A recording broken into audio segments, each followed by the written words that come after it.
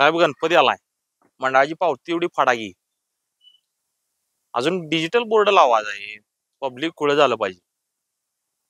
नवीन वर्षाचं कॅलेंडर तेवढं करूया बघा, छापायला लागते ते.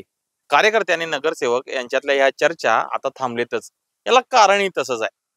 कोरोना काळात लागू झालेल्या टाळेबंदीपासून सुरुवात झालेल्या निवडणुका लांबणीव पडण्याचा सिलसिला आज 4 वर्ष झाली तो थांबलेला नाही.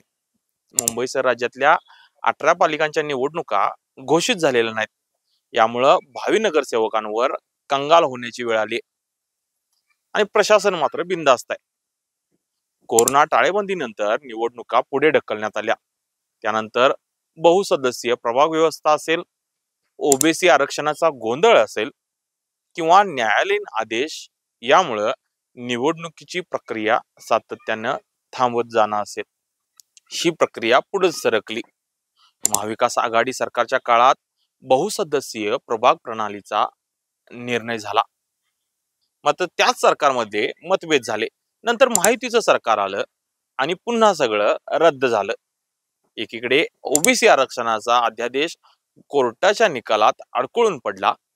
हे सगळं घडत असताना या 4 वर्षात अनेक भावी नगरसेवकांनी वातावरण निर्मितीसाठी लाखो रुपये खर्च केले, कार्यकर्त्यांना सांभाळलं, उत्सवांमध्ये सहभाग घेतला. पण निवडणुका झाल्या नसल्यामुळं वातावरण टिकवून ठेवणं त्यांना अडचणीचं झालं आणि यामुळेच अनेक जण आता आर्थिक अडचणीत सापडलेत. कधी निवडणुका लागतील या आशेनं मैदानात उतरलेले लोक आता हाताची घडी घालून घरी बसण्याच्या तयारीत आहेत.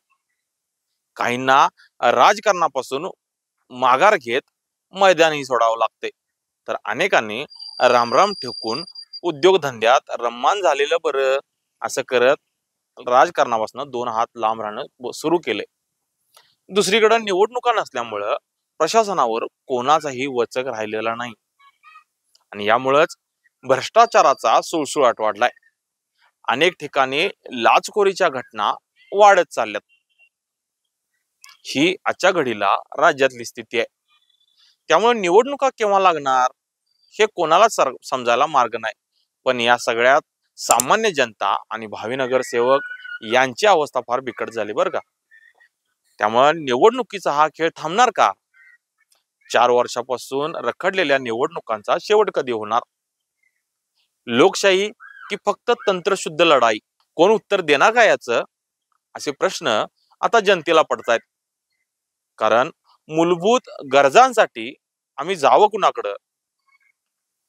स्थानिक स्वराज्य संस्था म्हणजे नागरिकांचा थेट सहभाग.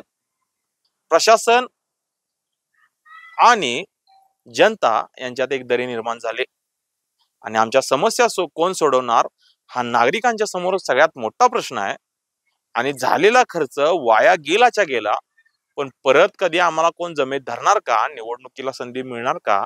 वातावरण निर्मिती करायची का नाही? किती खर्च करायचा आणि किती खर्च करायचा? असे एक ना अनेक प्रश्न भावी नगरसेवकांना समोर उभे आहेत. या प्रश्नांची उत्तरं आजच्या घडीला नाही आहेत. मात्र या राज्याचा नागरिक म्हणून आपल्याला काय वाटतंय? निवडणुका व्हायला पाहिजेत? कधी व्हायला पाहिजेत? निवडणुका रखडण्याला नेमकं जबाबदार कोण आहे? काय वाटतंय तुम्हाला? आम्हाला कमेंट करत नक्की सांगा. अशाच नवनवीन अपडेट्ससाठी डिजिटल कोल्हापूर चॅनेलला सबस्क्राईब करायला विसरू नका. आमच्या फेसबुक, इन्स्टालाही नक्की फॉलो करा.